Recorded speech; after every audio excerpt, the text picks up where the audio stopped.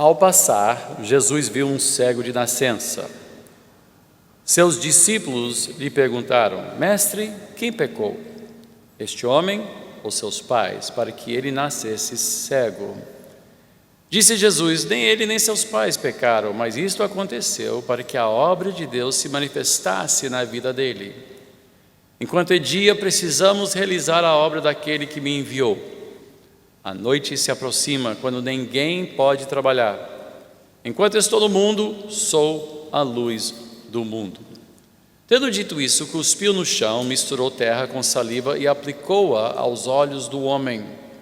Então disse-lhe: Vá lavar-se no tanque de Siloé, que significa enviado.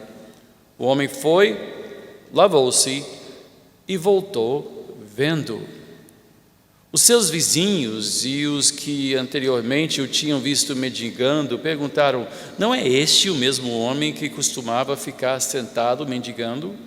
Alguns afirmavam que era ele. Outros diziam: Não, apenas se parece com ele. Mas ele próprio insistia: Sou eu mesmo. Então, como foram abertos os seus olhos, interrogaram-no eles. Ele respondeu: O homem chamado Jesus misturou terra com saliva, colocou-a nos meus olhos e me disse que fosse lavar-me em Siloé. Fui, lavei-me e agora vejo. Eles lhe perguntaram: Onde está esse homem? Não sei, disse ele. Levaram aos fariseus o homem que fora cego. Era sábado, o dia em que Jesus havia misturado terra com saliva e aberto os olhos daquele homem. Então os fariseus também lhe perguntaram como ele recuperara a vista. O homem respondeu: Ele colocou uma mistura de terra e saliva em meus olhos. Eu me lavei e agora vejo. Alguns dos fariseus disseram: Esse homem não é de Deus, pois não guarda o sábado. Mas outros perguntavam: Como pode o pecador fazer tais sinais milagrosos? E houve divisão entre eles. Tornaram, pois, a perguntar ao cego: Que diz você a respeito dele? Foram os seus olhos que ele abriu. O homem respondeu: Ele é um profeta. Os judeus não acreditaram que ele fora cego e havia sido curado enquanto não mandaram buscar os seus pais. Então perguntaram: É este seu filho, o qual vocês dizem que nasceu cego? Como ele pode ver agora? Responderam os pais: Sabemos que ele é nosso filho e que nasceu cego, mas não sabemos como ele pode ver agora ou quem lhe abriu os olhos. Perguntem a ele: idade ele tem, falará por si mesmo. Seus pais disseram isso porque tinham medo dos judeus, pois estes já haviam decidido que se alguém confessasse que Jesus era o Cristo, seria expulso da sinagoga. Foi por isso que seus pais disseram: idade ele tem, perguntem a ele. Pela segunda vez chamaram o homem que fora cego e lhe disseram: Para a glória de Deus, diga a verdade. Sabemos que esse homem é pecador. Ele respondeu: Não sei se ele é pecador ou não. Uma coisa eu sei: eu era cego e agora vejo. Então lhe perguntaram: O que fez ele a você? Como abriu seus olhos? Ele respondeu: Eu já disse, e vocês não me deram ouvidos. Por que querem ouvir outra vez? Acaso vocês também querem ser discípulos dele? Então eles insultaram e disseram: Discípulo dele é você. Nós somos discípulos de Moisés. Sabemos que Deus falou a Moisés, mas quanto a esse, nem sabemos de onde ele vem. O homem respondeu: Ora, isso é extraordinário. Vocês não sabem de onde ele vem, contudo, ele me abriu os olhos. Sabemos que Deus não ouve pecadores, mas ouve o homem que o teme e pratica a sua vontade. Ninguém jamais ouviu que os olhos de um cego de nascença tivessem sido abertos. Se esse homem não fosse de Deus, não poderia fazer coisa alguma. Diante disso, eles responderam: Você nasceu cheio de pecado, como tem a ousadia de nos ensinar? E o expulsaram. Jesus ouviu que o haviam expulsado e, ao encontrá-lo, disse: Você crê no Filho do Homem? Perguntou o homem: Quem é ele, Senhor, para que eu nele creia? Disse Jesus: Você já o tem visto, é aquele que está falando com você. Então o homem disse: Senhor, eu creio, e o adorou. Disse Jesus: eu vim a este mundo para julgamento, a fim de que os cegos vejam e os que veem se tornem cegos. Alguns fariseus que estavam com ele ouviram-no dizer isso e perguntaram: acaso nós também somos cegos? Disse Jesus: se vocês fossem cegos, não seriam culpados de pecado, mas agora que dizem que podem ver, a culpa de vocês permanece. Que seja abençoada a leitura da palavra de Deus. Nosso Deus e Pai, se conosco hoje enquanto refletimos sobre essa passagem, cada um possa aprender a mensagem que o Espírito tem para a igreja hoje. Possamos entender o que a Bíblia diz, o que a Bíblia quer dizer e como ela se aplica às nossas vidas. Eu te peço em nome de Jesus. Amém. Podemos sentar.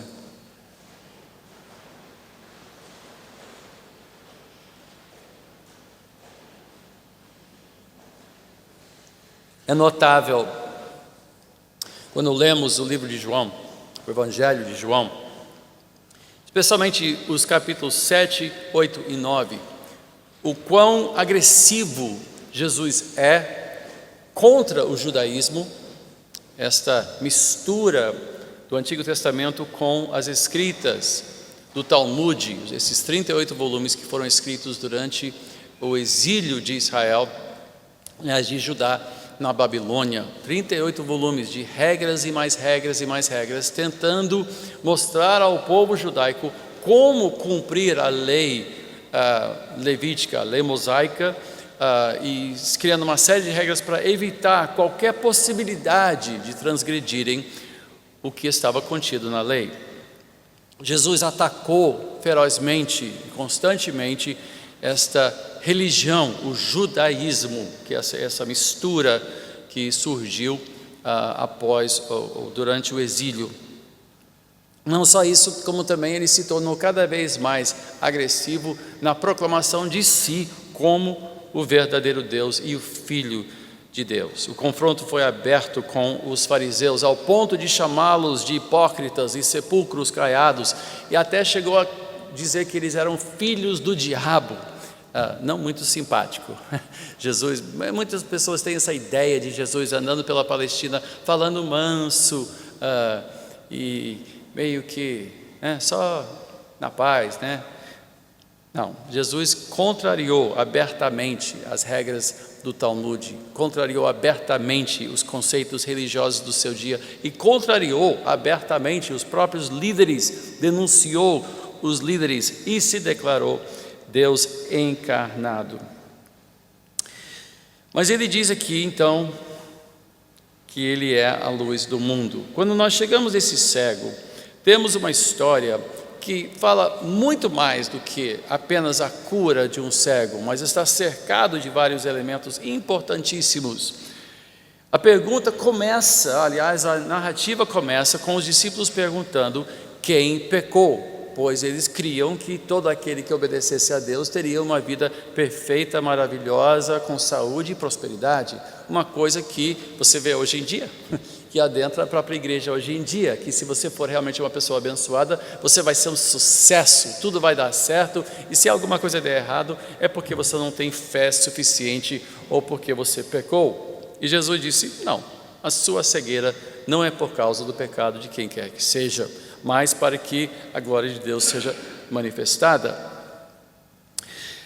Foi a sua resposta em versículo 3, e ele continua dizendo: enquanto é dia, precisamos realizar a obra daquele que me enviou. A noite se aproxima, quando ninguém pode trabalhar. Enquanto eu estou no mundo, sou a luz do mundo. Ou seja, o palco está armado, está pronto para algo acontecer. Mediante essa pergunta, mediante a realidade de um homem cego de nascença, e mediante a declaração de que ele era a luz do mundo, que já era hora de trabalhar, temos assim tudo pronto para algo fundamental, algo importantíssimo acontecer. Mais um dos sinais. Na nossa lista dos sinais, o Evangelho de João registra 7 sinais que apontam para a divindade de Jesus. Nós falamos sobre os primeiros 5, hoje estamos no 6º, semana que vem termina com a ressurreição de Lázaro.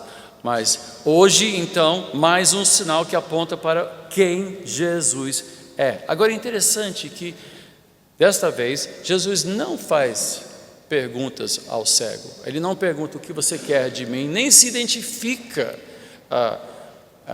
ao homem. Ele simplesmente se agacha e começa a fazer lodo cuspindo na terra. O cego então ouviu alguém se agachar ao lado dele e com o lodo colocar essa lama, sobre os seus olhos, e ouviu esta pessoa dizer: vá lavar-se no tanque de Siloé. Ele lavou os olhos e pela primeira vez na sua vida o homem enxergou. Cegueira é uma coisa terrível. É uma vida solitária, é uma vida de trevas. Você não vê, você não interage como as outras pessoas interagem. É uma vida, uma prisão. E esse homem nasceu assim. Ele não conhecia as pessoas, ele não conhecia de vista quem quer que seja, só pela voz, pelo toque. Também não podia exercer uma profissão, não havia qualquer tipo de terapia naquela época. Essas coisas são invenções modernas, recentes, que ajudam a pessoas com deficiências físicas a superarem as suas deficiências. Mas antigamente você era condenado a ser literalmente um mendigo pela vida toda. Todos conheciam ele, obviamente, seus vizinhos conheciam ele, sua família conhecia. Era uma pessoa que não tinha chance na vida, senão receber esmola. Uma vida miserável. E quando ele voltou do tanque de Siloé, ele voltou enxergando. Foi um frisson. A cidade toda ficou sabendo. Todos ficaram maravilhados.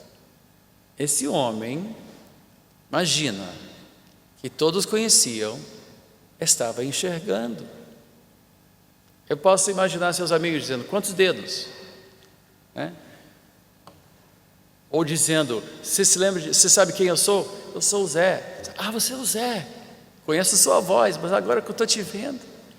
E como eles com certeza celebraram o fato, estava todo mundo falando, todo mundo criou certamente um tumulto.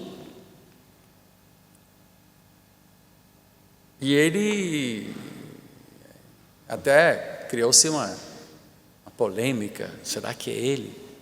Pode ser, ele nasceu cego, não pode ser ele. E ele lá: sou eu mesmo, gente, sou eu mesmo. Ele tentando convencer: sou eu mesmo, mas eu estou vendo, eu não estou mais cego.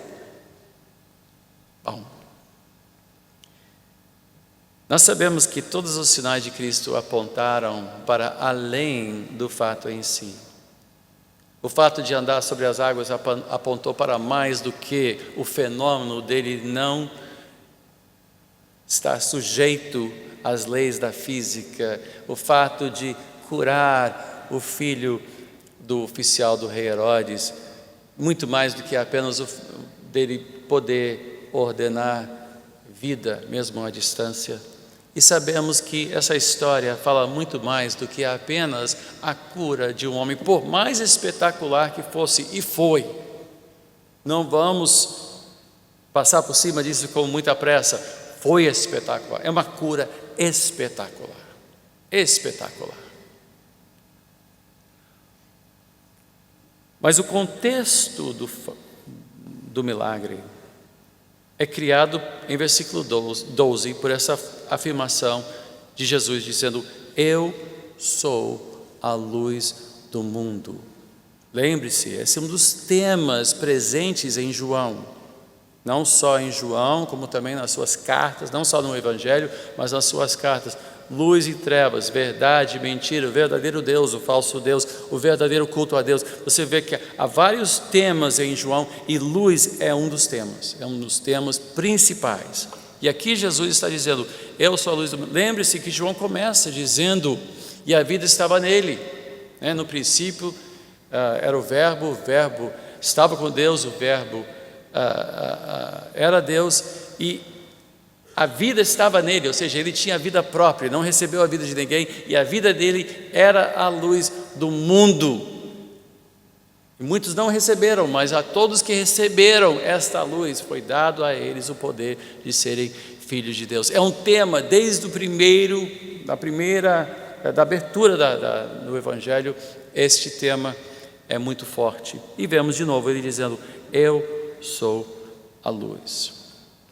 O que vemos nesse milagre, agora vamos tentar desembrulhar isso, mas basicamente é o seguinte, a mensagem aqui é, o cego recebe visão física e depois visão espiritual, mas os que se acham esclarecidos espiritualmente, são expostos pela sua cegueira espiritual. E aqui nós vemos essa história, esse vai e vem, esse debate, essa briga, essa discussão que há com os líderes religiosos, este contraste entre os que veem e os que não veem, os que enxergam e não enxergam, os que se dizem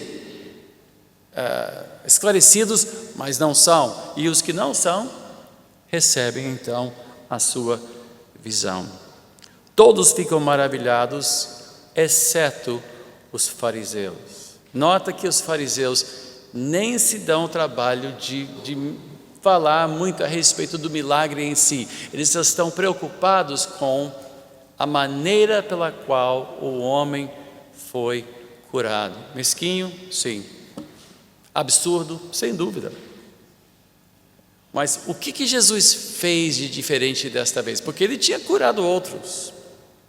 Mas o que Jesus fez? E lembre-se, eu falei disto há 3 semanas atrás, que o Talmud estava cheio de regras para evitar que pessoas transgredissem a lei mosaica.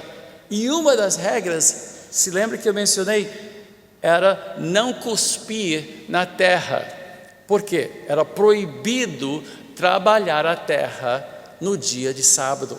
E se você cuspisse na terra e por acidente pisasse no lodo criado, isso configuraria o quê? Trabalhar a terra. Então, até onde você cuspia era regrado pelo Talmud, é regrado pelo Talmud, até o dia de hoje é regrado pelo Talmud, pelos ortodoxos, pelos judeus ortodoxos, até hoje essas regras vigoram.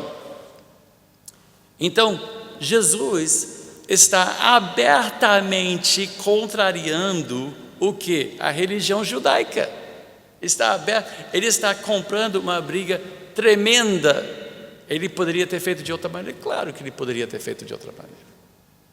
Poderia ter simplesmente colocado a mão e o homem teria os seus olhos abertos. Mas ele teve o cuidado de se agachar, cuspir na terra, trabalhar a terra e colocar o lodo nos olhos dos cegos. Ele estava sendo provocante demais. Ele propositadamente cuspiu na terra. Ele propositadamente fez esse milagre no dia do sábado. Se ele tivesse feito isso qualquer outro dia, não teria tido problema. Se ele tivesse apenas curado o homem com uma palavra, também não teria tido problema. Mas como ele fez tudo isso, assim como ele curou o paralítico, o que ele fez com o paralítico ao lado da fonte de Betsaida? Ele disse, levante-se, toma sua maca e ande.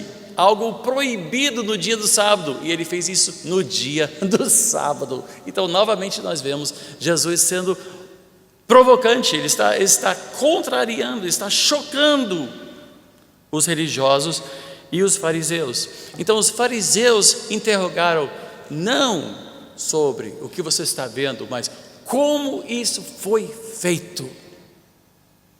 E você vê repetido, eu acho que 4 vezes aqui é repetido nessa passagem, a maneira pela qual Jesus operou este sinal.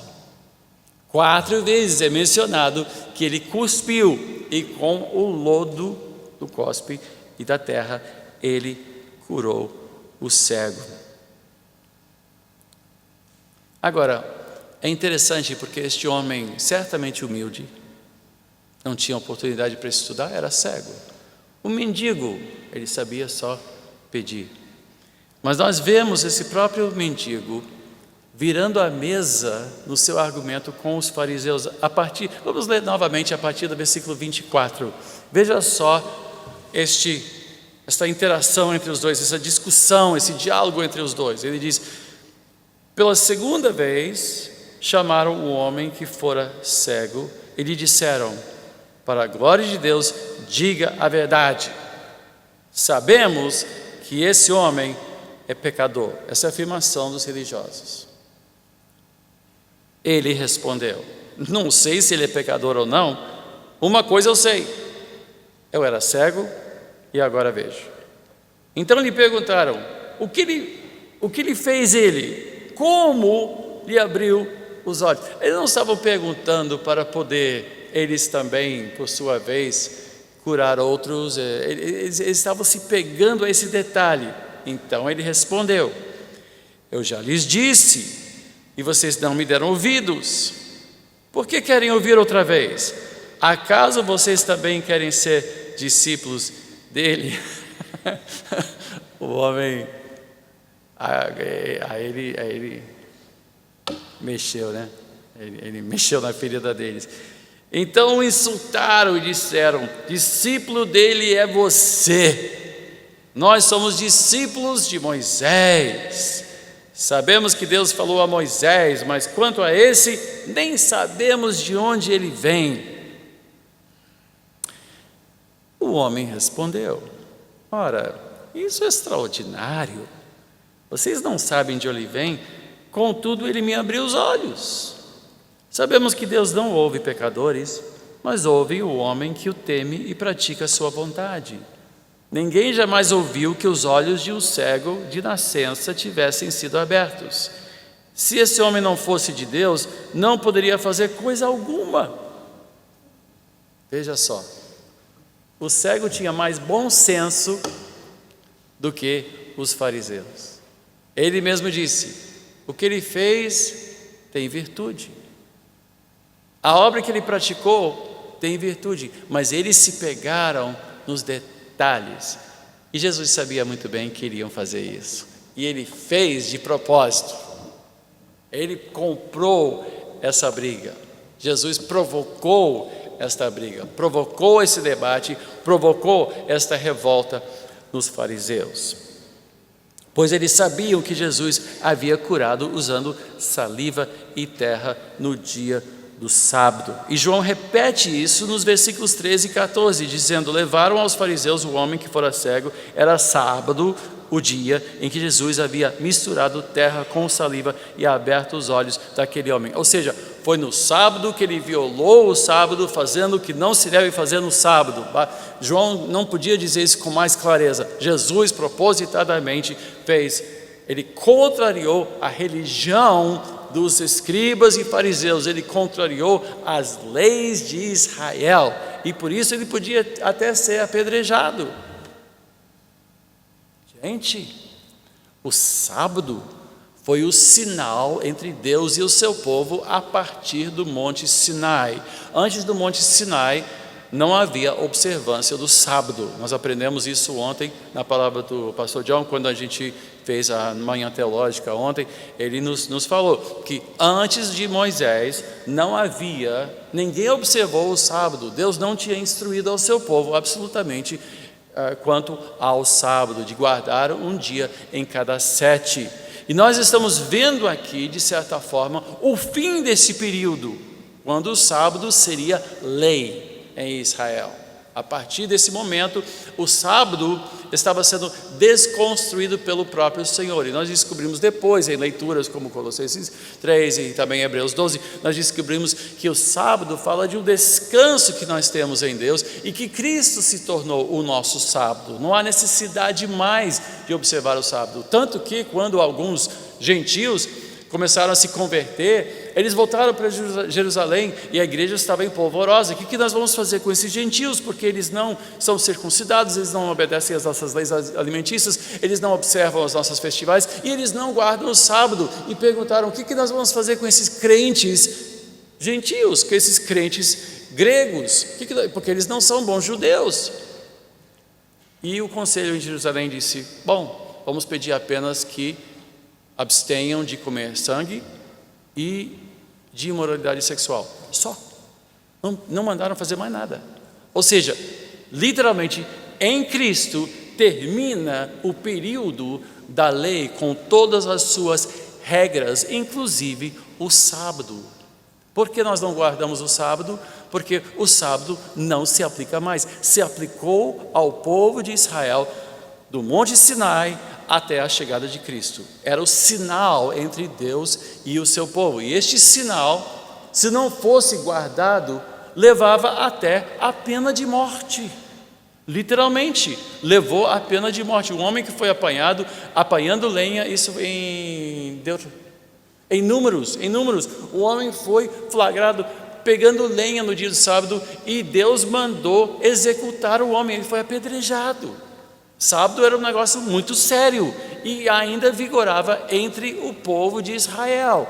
E Jesus, então, arriscando sua própria vida, claro que não, era o Filho de Deus, ninguém botou a mão, até que ele assim permitiu, mas nós vemos o quê? O fim de um período regido por leis escritas em pedras e o início de uma nova aliança prometida em Jeremias 31 a 34, que fala sobre uma nova aliança que viria quando a lei de Deus seria escrita no coração.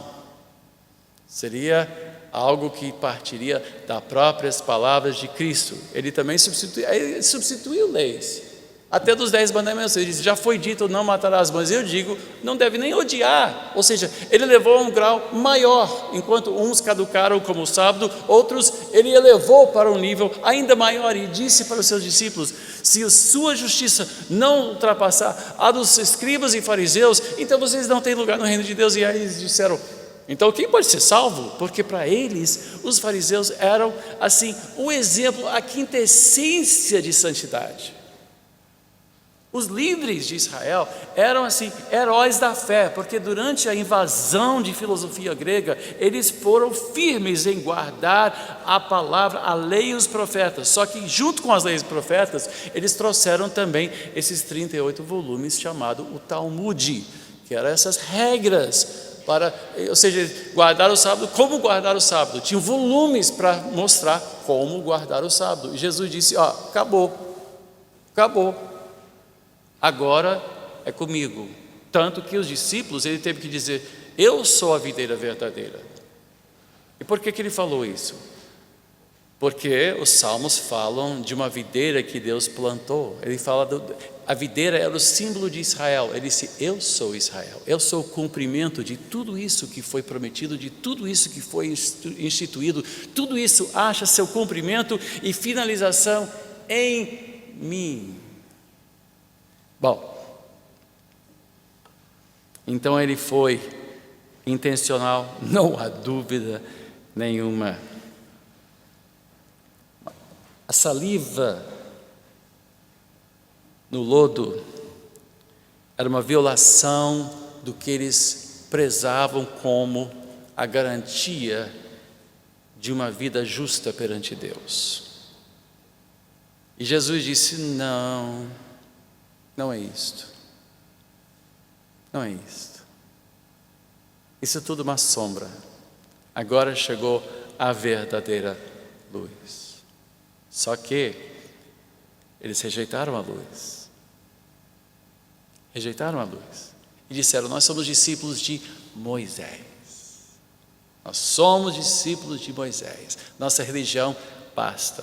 Mas quando aquele para quem tudo isso apontava, e em quem tudo isto se cumpria e se consumava. Quando ele chegou, eles o rejeitaram, se pegando às sombras, porque a sua religião havia cegado para aquele para quem tudo apontava. Então ele disse em versículo 39, eu vim a este mundo para julgamento, a fim de que os cegos vejam e os que veem se tornem cegos. Alguns dos fariseus que estavam com ele ouviram-no dizer isto e perguntaram, acaso nós também somos cegos? Disse Jesus, se vocês fossem cegos, não seriam culpados de pecado. Mas agora que dizem que podem ver, a culpa de vocês permanece.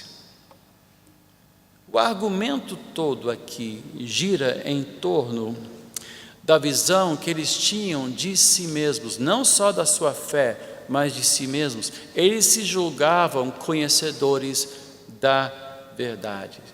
Eles se julgavam detentores da luz. E quando a verdadeira luz veio, eles o rejeitaram, revelando essencialmente a sua cegueira. Quem recebe visão é aquele que reconhece a sua cegueira. Quem passou a ver foi aquele que era um cego e um mendigo miserável.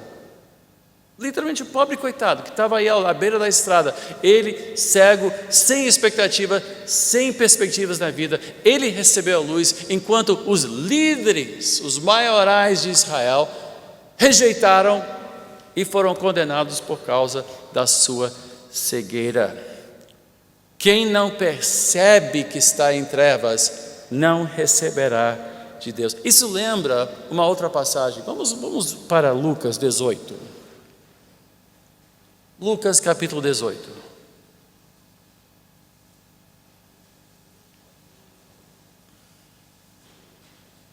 Nós vamos voltar para João 9, mas vamos para Lucas 18 por um instante. A partir do versículo 9 diz: alguns que confiavam em sua própria justiça e desprezavam os outros, Jesus contou esta parábola. 2 homens subiram ao templo para orar. Um era fariseu e o outro publicano. O fariseu, em pé, orava no íntimo: Deus, eu te agradeço porque não sou como os outros homens, ladrões, corruptos, adúlteros, nem mesmo como este publicano. Jejuo 2 vezes por semana e dou o dízimo de tudo quanto ganho. Mas o publicano ficou à distância. Ele nem ousava olhar para o céu, mas batendo no peito dizia: Deus, tem misericórdia de mim, que sou pecador. Eu lhes digo que este homem, e não o outro, foi para casa justificado diante de Deus. Pois quem se exalta será humilhado, e quem se humilha será exaltado. Para o cego, as palavras eu vejo não faziam parte do seu vocabulário. Ele tinha plena consciência da sua cegueira. Era uma realidade constante e diária em sua vida que o condenou a mendicante, a ser um mendigo. Ele tinha mais esperança no seu encontro com Cristo, não se importando como ele fora curado, porque ele disse: eu não sei, o que eu sei é que eu era cego e agora eu vejo. Pronto, agora eu vejo. E quando Jesus chegou nele, ele disse: crês no Filho do Homem? Ele disse: eu não sei quem ele é. Ele disse: sou eu. A ele: meu Senhor, meu Senhor. Ele recebeu a visão. Charles Spurgeon, o grande pregador puritano, disse: não é a nossa pequenez que impede a ação de Deus, mas a nossa grandeza. Não é a nossa fraqueza que atrapalha a sua ação, mas a nossa força. Não são as trevas em nós que o atrapalham, mas a suposta luz que achamos ter, que impede a sua boa mão. O problema é quando nós temos um pouquinho de luz e achamos que somos esclarecidos. Nós só temos esperança, graça, perdão e progresso em Cristo e na vida espiritual, na medida que entendemos a nossa pobreza e cegueira. Eu cresci na igreja. Eu não sei quem teve essa experiência, mas eu cresci achando que eu era crente desde o berço. Eu cresci entre jovens que também se achavam crentes, porque sabiam as músicas, sabiam os corinhos, podiam citar a Bíblia. Eu podia citar a Bíblia, eu podia pregar mensagens que eu ouvia, porque minha mãe me colocava na segunda fila, atrás do banco da frente, me dava papel e lápis para me manter comportado, e eu aprendi a desenhar, virei artista plástico depois, não sei por causa disso, mas eu também não conseguia me prestar atenção na faculdade sem desenhar nos meus cadernos, porque era um mecanismo de concentração, de ouvir, e eu ouvia as mensagens do meu pai, de outros pregadores, e eu tinha na minha cabeça tantas coisas sobre Deus, e achava que eu entendia tudo sobre igreja, tudo sobre o ministério, e tudo sobre Deus. Qual foi o meu choque? Porque meu pai me mandou para uma universidade cristã, junto com outros jovens cristãos, e a universidade exigia que nós tivéssemos uma carta do nosso pastor, ou seja, só tinha crente, 4.000 crentes, 4.000 alunos, Oral Roberts University, Tulsa, Oklahoma, a porta do inferno. Por quê? Éramos todos jovens, bonitos, fortes, inteligentes e crentes. E eu não posso contar nem a metade o que rolou naquela universidade. Os que se diziam crentes, as drogas, a devassidão, a imoralidade que rolou entre crentes. Nas férias voltamos para a igreja, para a nossa terra, para a nossa cidade, e todo mundo, oh, nossos jovens bonitos, lindos, crentes, e nós assim, estamos aqui, oh glória, amém. E todo mundo, olha, estamos tanto orgulho de vocês e tal. Você achou uma boa moça? Várias.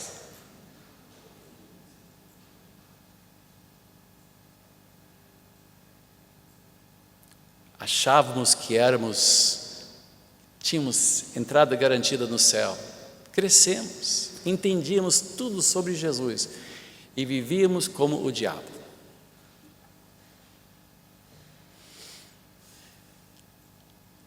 Qualquer juventude que não pregue santificação é uma arapuca para os jovens.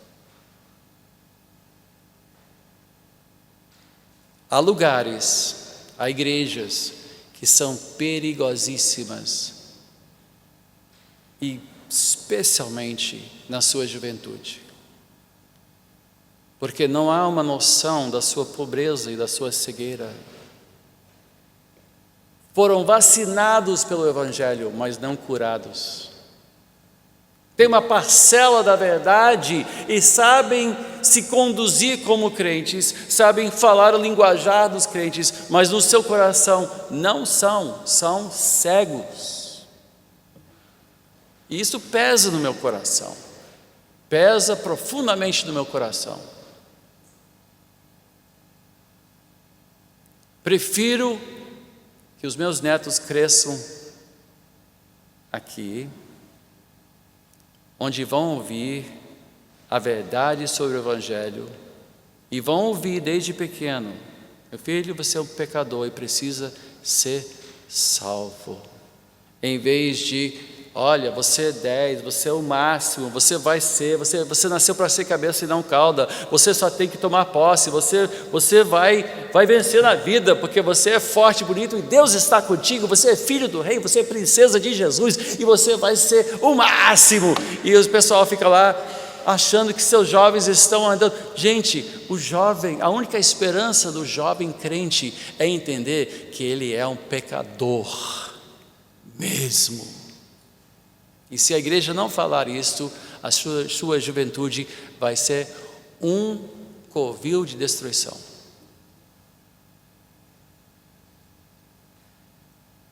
E para muitos jovens não crentes ainda, são os lugares mais atrativos, mais atraentes, porque acham que estão entre jovens. E quantos filhos de pastor são, de fato, filhos do diabo? E filhas de pastor. Eu tenho amigos pessoais que casaram na igreja achando, não, essa aí é uma princesa de Jesus, e descobriram que casaram com Jezebel.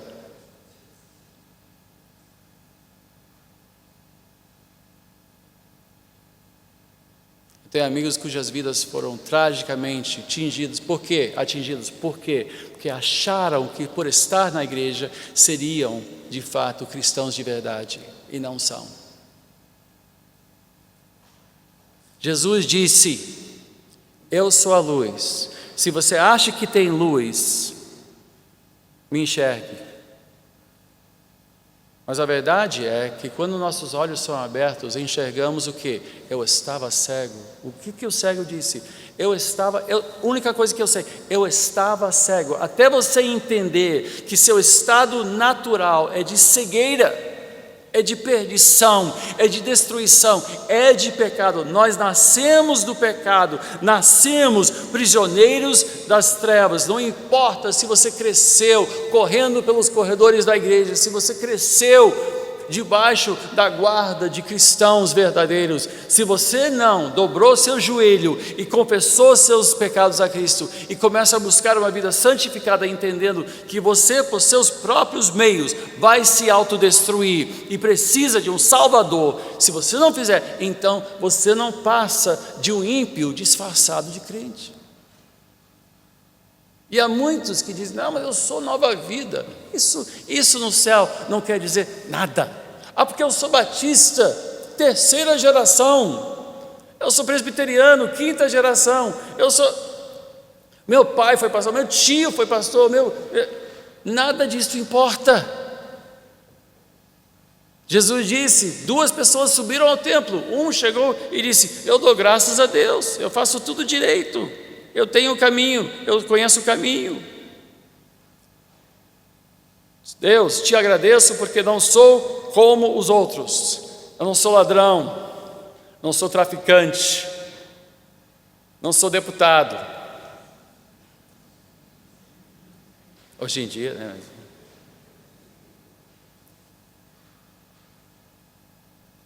Nunca adulterei, nunca roubei de ninguém. Eu sou uma pessoa boa. Ando nos caminhos do Senhor. Não. O seu andar é uma paródia até que você comece desse pressuposto. Eu sou cego, nasci cego, nasci mendigo, nasci pobre, nasci fraco, nasci com as sementes da morte dentro de mim e sem vida própria. Deus não tem netos. Deus não tem netos. Os nossos filhos precisam ser evangelizados. Precisam entender que são pecadores, desesperadamente necessitados de salvação. E não é porque andam com outros crentes que fazem deles crentes, nem tampouco que os outros sejam crentes. Não é porque andam conosco ou vêm conosco para a igreja que fazem deles verdadeiros peregrinos nesta terra estranha. Muitos ainda são encantados pelo mundo, amam as coisas do mundo, amam o consumo do mundo, amam as baladas, no fundo, querem experimentar de tudo que há de ruim, só escondem isso dos pais. E achamos que por estarem aqui, ou na reunião de juventude, ou nas festas de juventude, então eles estão em segurança. Não estão, provavelmente estão em mais perigo ainda do que imaginavam, porque ainda acham que estão entre crentes. E eu sou testemunha disso, porque eu frequentei uma universidade cristã, só tinha crente.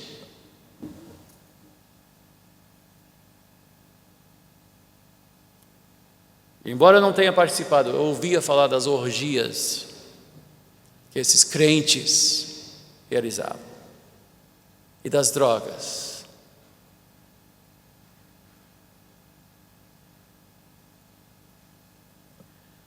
Nossa única esperança é entender a nossa fraqueza. A única esperança para os nossos filhos é uma igreja que vai dizer a verdade e dizer: você precisa se santificar. E vão dizer: mas isso é chato, isso é tédio, eu quero uma igreja assim, mais show, uma música mais atual. Gente, nós não temos nenhuma preocupação de entreter pessoas aqui. Nossas mensagens são cumpridas, pregamos no mínimo 50 minutos cada vez que ficamos de pé. É a exposição das Escrituras, é a nossa única preocupação. Começamos com a leitura de salmos, nós fazemos as confissões antigas, cantamos hinos e corinhos que são fundamentados na palavra de Deus, não cantamos as modas, não cantamos as paradas de sucesso, não é uma igreja show. Nós somos uma igreja bem à moda antiga. Por quê? Porque a sua vida depende disto, a vida dos seus filhos depende disto, a vida dos seus netos depende disto, seu destino eterno depende disto. De uma igreja séria, de uma igreja bíblica, de uma igreja que dá nome aos bois e chama pecado de pecado. Eu tenho um amigo que eu conheço, que pregou numa igreja aqui da Barra.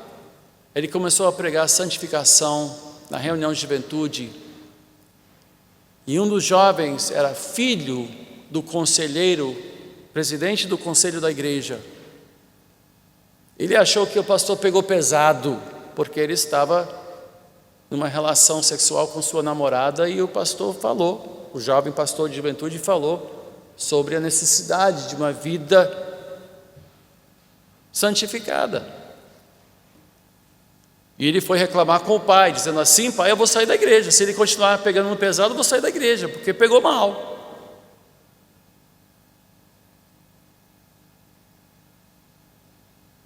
O conselheiro chamou o pastor e disse: você tem que parar de pregar assim. Ele disse: mas a palavra de Deus, eu estou pregando a palavra de Deus. Ele disse: aqui não. E ele foi despedido. Foi despedido de uma das igrejas principais aqui da Barra da Tijuca. Amados irmãos,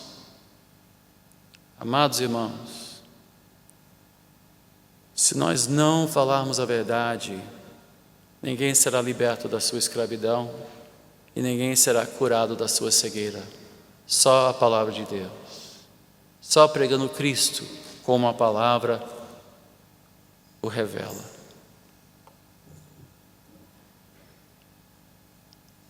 Quem sabe há pessoas aqui que culturalmente aprenderam a ser crentes, mas ainda não verdadeiramente pediram que Cristo abra os seus olhos. Ainda não confessaram a sua cegueira e a sua condição perdida. Sua vida está em perigo,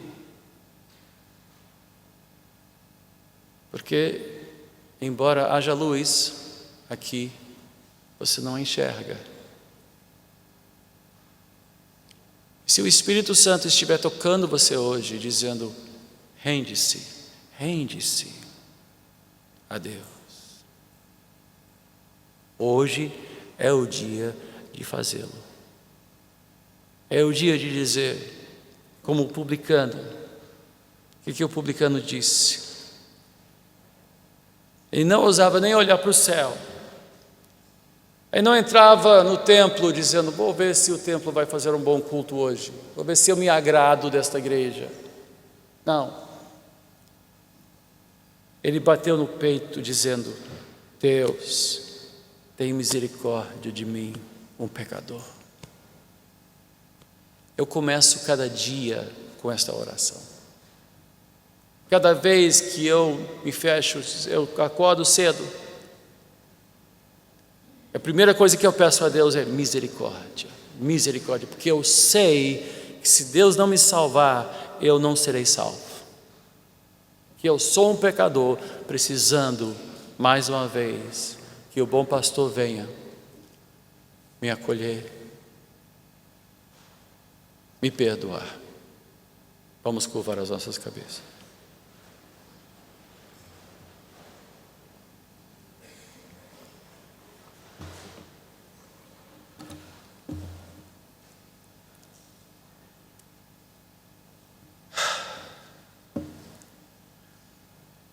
Eu não vou pedir que você levante a mão, nem que você venha para frente, mas há pessoas aqui hoje que foram atingidas por esta palavra e talvez pela primeira vez em sua vida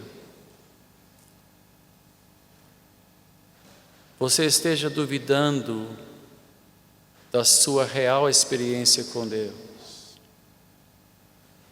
porque você ainda não confessou ser um pecador, ainda não se rendeu, ainda não pediu a Deus socorro.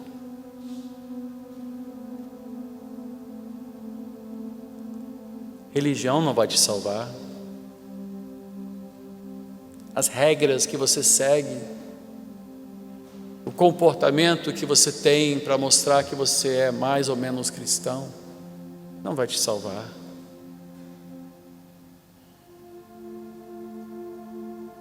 Mas aquele que salva está aqui. Está aqui.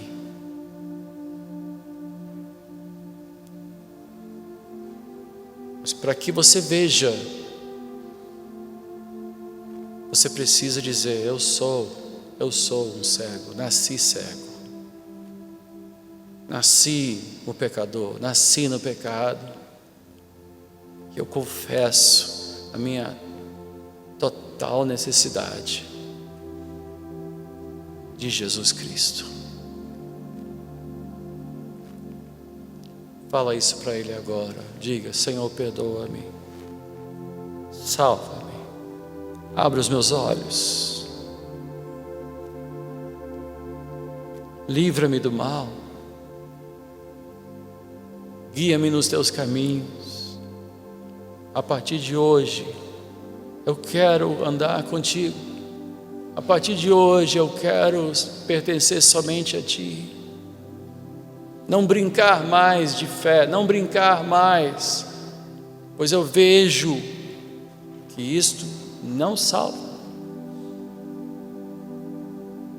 Que não adianta mais fazer de conta que eu sou cristão. Que essas coisas não salvam.